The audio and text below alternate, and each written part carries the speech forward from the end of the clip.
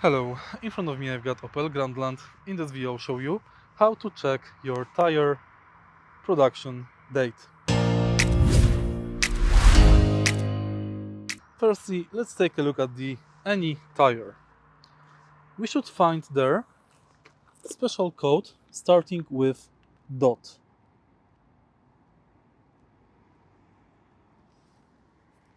In case there is no dot, you can find code here with the 4 numbers circled.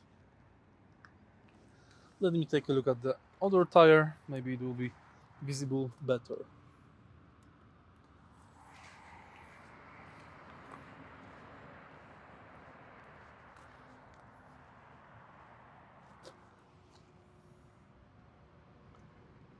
Okay, right here we can find this code.